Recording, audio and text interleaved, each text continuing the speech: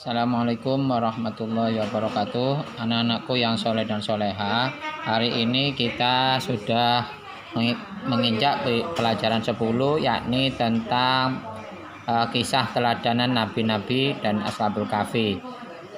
Untuk itu sebelum kita mulai, kita berdoa dulu dengan doa belajar. Bismillahirrahmanirrahim. Rabbi shrah li sadri wa yassir li amri wahlul 'uqdatam min lisani yafqahu qawli. Rabbi zidni ilma warzuqni fahma birahmatika ya arhamar rahimin. Amin. Oke, kita mulai dengan yang pertama, yakni biografi Nabi Yunus. Nah, Nabi Yunus, ibunda beliau bernama adalah Mata binti Abu Mata.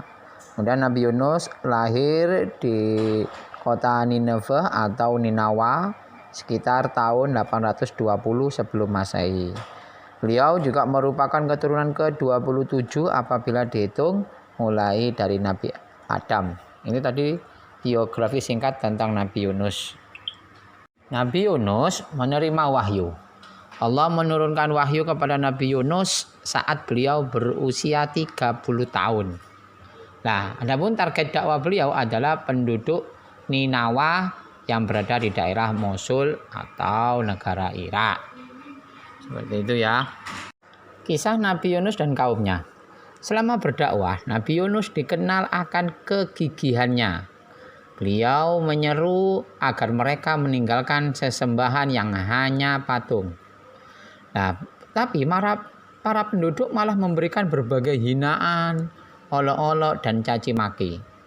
Mereka semua termasuk sang raja telah mendustai dan berpaling dari jalan kebenaran. Walau begitu, Nabi Yunus yang terus mendapat pertentangan tersebut menjadikan Allah murka dan memberikan peringatan akan azab untuk mereka. Saat hari yang dijanjikan Allah segera tiba, Nabi Yunus memutuskan untuk pergi. Lah, keputusan tersebut menunjukkan betapa marahnya beliau kepada umatnya.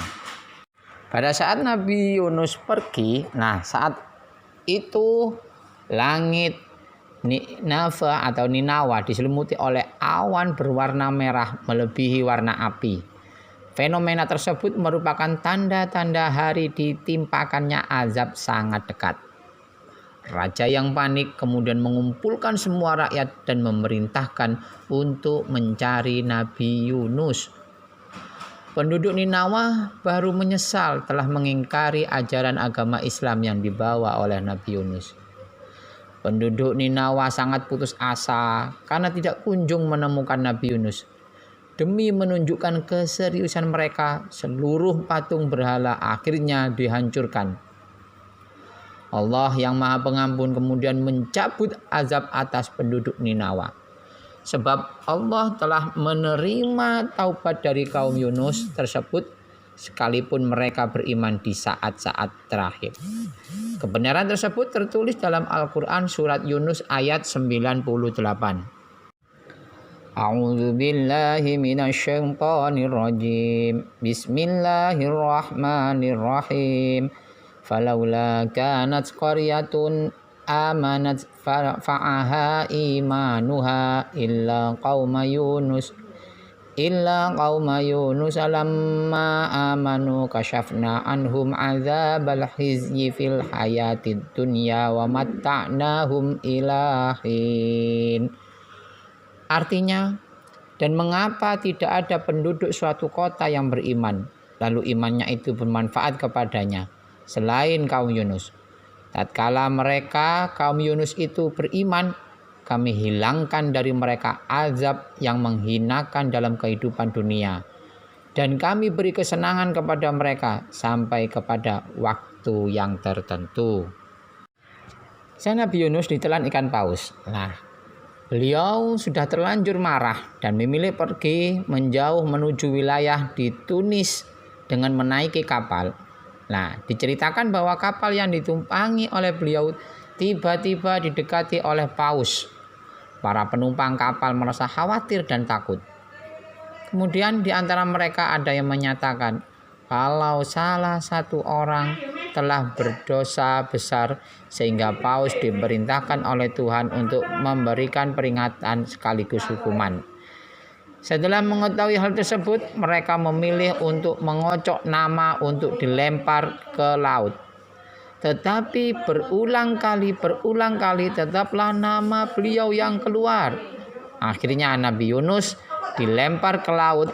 Allah memerintahkan kepada ikan paus untuk menelan tanpa menyakiti. Selama di perut paus, beliau banyak berzikir, berdoa, menunaikan sholat dan memohon ampun tanpa henti-hentinya. Apa sih doa Nabi Yunus di perut ikan paus? Nah, ini doanya.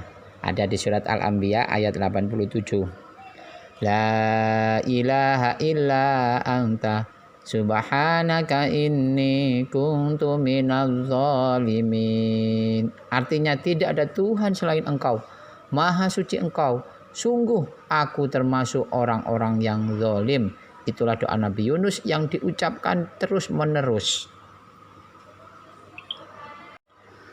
Taubat Nabi Yunus pada akhirnya diterima oleh Allah, sehingga paus memuntahkannya di daratan. Kemudian Allah menumbuhkan pohon yang berjenis sama dengan labu di tempat tersebut sebagai makanan untuk Nabi Yunus. Ya, kita ketahui di perutnya ikan paus Nabi Yunus tidak makan sama sekali, makanya itu lemah. Kemudian setelah diampuni oleh Allah, Nabi Yunus kembali ke Ninawa. Saat di tengah perjalanan beliau bertemu dengan penggembala kambing. Beliau memerintahkan si penggembala untuk memberitahukan kabar kedatangan Nabi Yunus kepada penduduk Ninawa. Itulah kisah tentang Nabi Yunus alaihissalam secara singkat. Nah, hikmah kisah Nabi Yunus apa sih? Yakni yang pertama, ya jangan sekali-sekali menyekutukan Allah. Karena kalau kita menyekutukan Allah maka azab akan menanti. Kemudian ingatlah Allah setiap waktu dimanapun kamu berada. Ya selalu ingatlah Allah. Kemudian bersabarlah dalam menyebarkan kebaikan. Ya, karena menyebarkan kebaikan itu tidak mudah. Maka kita harus penuh kesabaran. Kemudian bergantunglah hanya kepada Allah. Karena hanya Allah lah tempat kita bergantung. Seperti surat Ikhlas, Allahus Samad. Oke, itulah tadi pembelajaran tentang kisah Nabi Yunus hari ini. Demikian dari saya, tetap semangat dalam belajar. Kurang lebihnya saya mohon maaf yang sebesar-besarnya. Wabillahi taufiq wal hidayah. Wassalamualaikum warahmatullahi wabarakatuh.